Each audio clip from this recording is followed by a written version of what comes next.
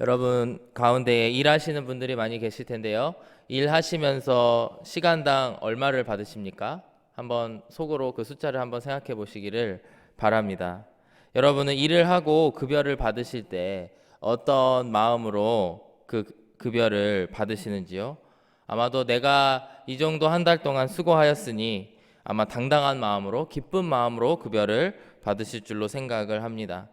제가 고등학교를 갓 졸업했을 때에 처음으로 아르바이트를 한 적이 있습니다. 처음 이렇게 창업하게 된 벤처 기업에서 홈페이지를 관리하는 작은 일을 한 적이 있는데요. 그때 소개를 받아서 그곳 그 담당자와 함께 이야기를 주고받았고, 또 이런 일들을 하게 되면 한 달에 약 30만 원의 그런 월급을 주겠다, 이렇게 약속을 받았습니다.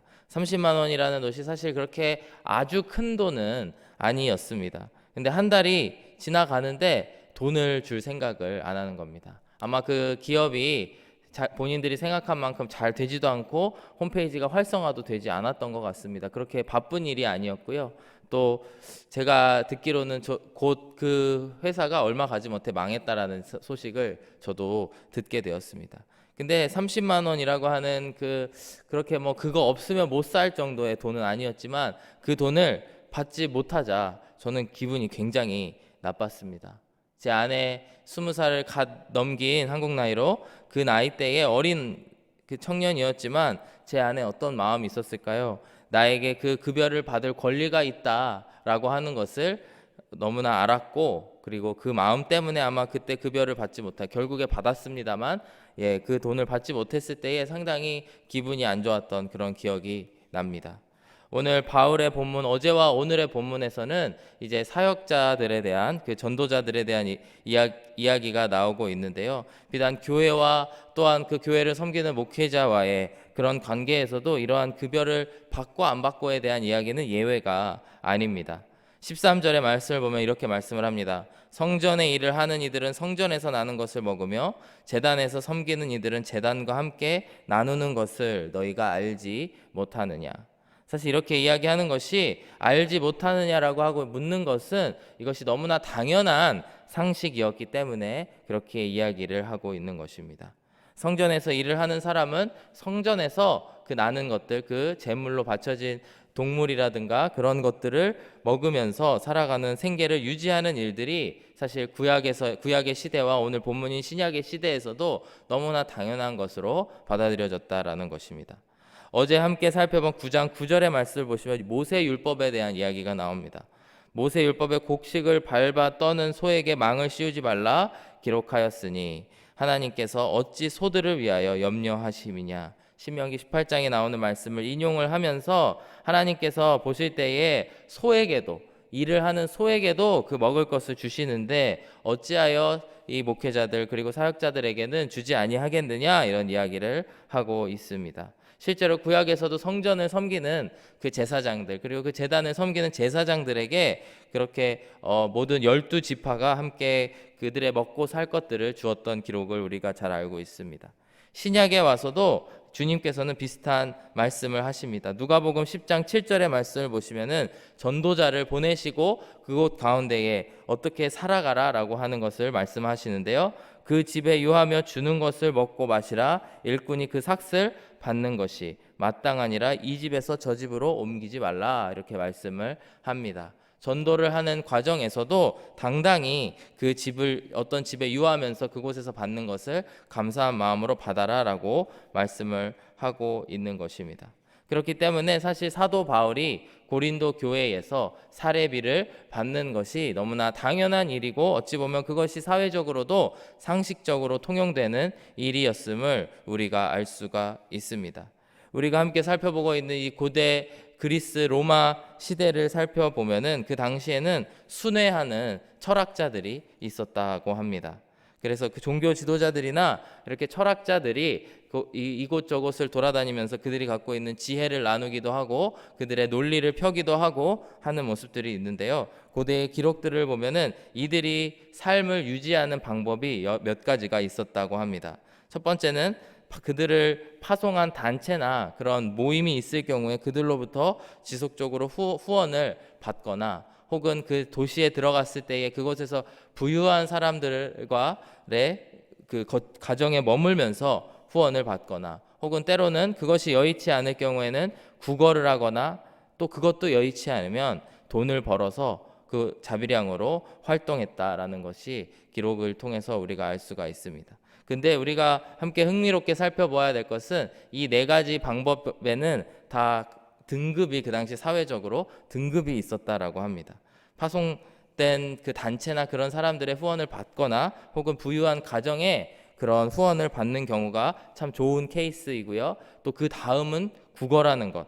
근데 이 순회 철학자들이 가장 꺼려했던 것, 그리고 가장 수치스러워했던 것이 스스로 돈을 버는 일들이었다라고 합니다.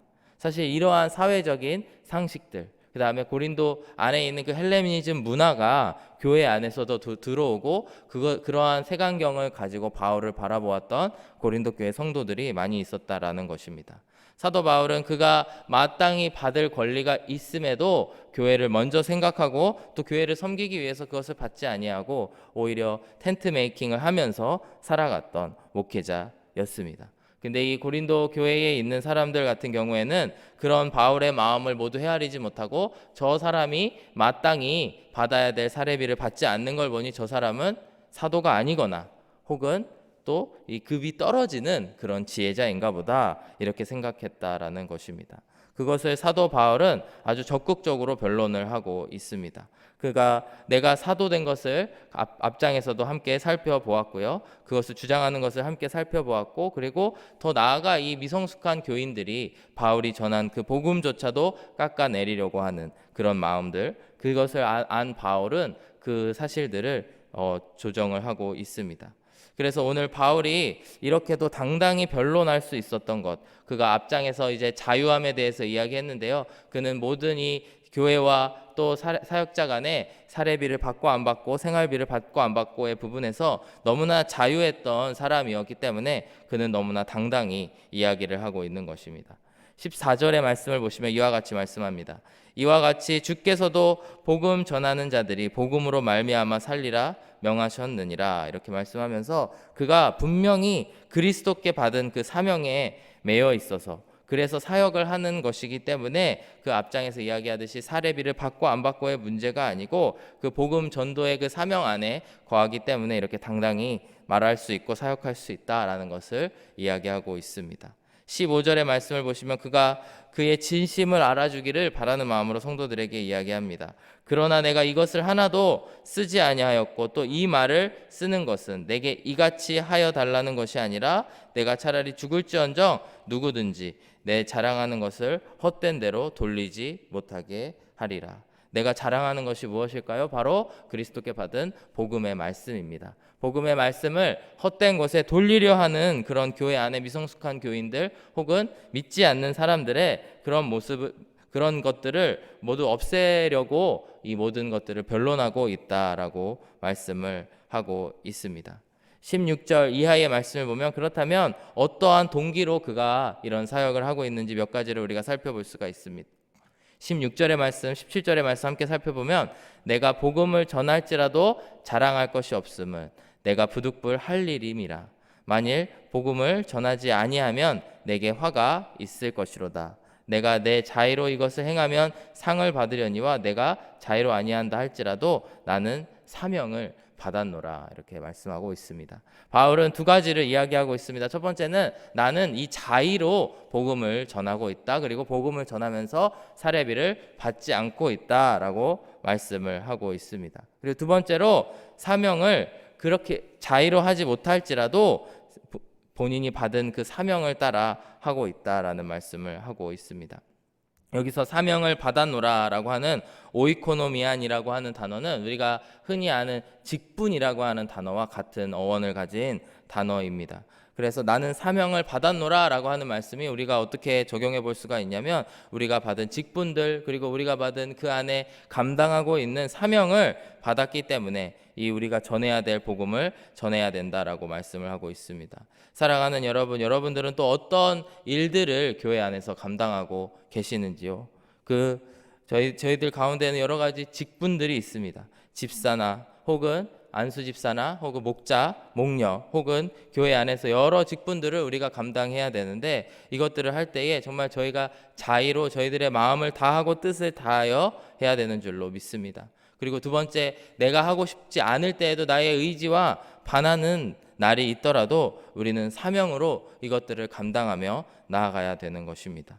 그러할 때에 우리에게 하나님께서 주시는 상이 있다라고 말씀을 하는데요. 18절 말씀을 보시면 그런즉 내 상이 무엇이냐? 내가 복음을 전할 때에 값없이 전하고 복음으로 말미암아 내게 있는 권리를 다 쓰지 아니하는 이것이로다.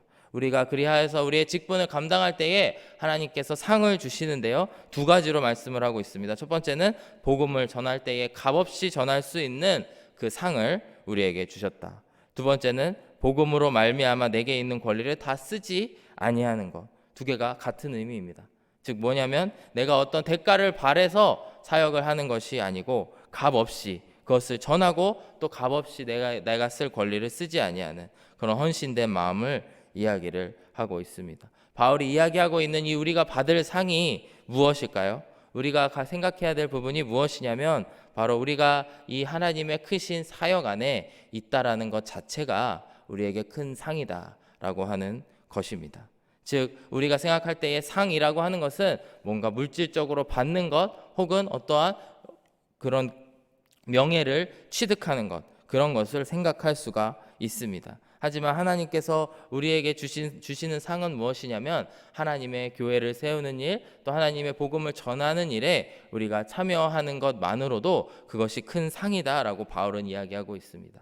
이러한 바울의 마음 때문에 바울은 그가 그런 사례비를 돈을 받고 안 받고를 벗어나서 기쁨으로 자의로 또 사명을 따라 사역을 할 수 있었은 줄로 믿습니다. 지난주부터 우리 교회에서 주일 식사를 재개하게 되었습니다.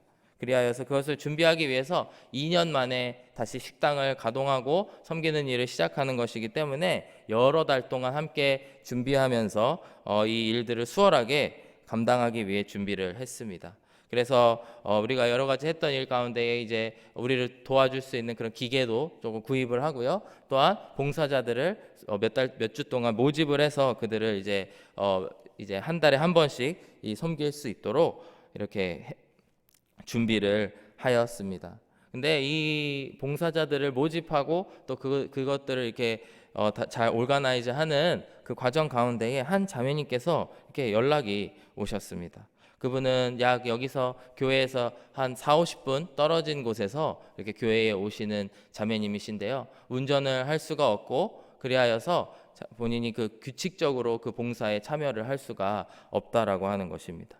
그런데 그래서 이 자매님이 봉사를 하지 말까 아니면은 할까 말까를 고민했지만 그 자리에 너무나 가고 싶어서 함께 식당 봉사를 오랜만에 2년여 만에 오픈을 하고 다 같이 하는 것에 참여를 하고 싶어서 자원을 했다라고 하는 것입니다. 근데 그가 올 수 있는 시간들이 불규칙적이기 때문에 저한테도 자꾸 죄송하다고 이것들을 다 정리하는 거에 있어서 번거롭게 해드려서 너무너무 죄송합니다 이런 말씀을 계속 하시는 겁니다. 그렇지만 저는 정말 자매님께 감사합니다. 이렇게 같이 섬겨주셔서 너무 감사하고 함께 동행하는 것이 너무나 큰 기쁨입니다. 이런 이야기를 주고받으면서 함께 은혜를 나누었습니다. 사실 주말 봉사가 토요일에 와서 약 2시간 동안 그 식당 봉사를 하는 일이 사실 큰 일이 아니지 않습니까? 함께 모여서 물을 썰고 지난주에 오뎅국이 나오지 않았습니까? 그래서 오뎅을 다듬고 파를 썰고 금방 끝나는 일이고 사실 그 일이 하고 싶었다면 집에서 혼자 물을 사서 파를 다듬고 할 수 있는 일이지만 그 자매님은 그것이 아니었던 것입니다.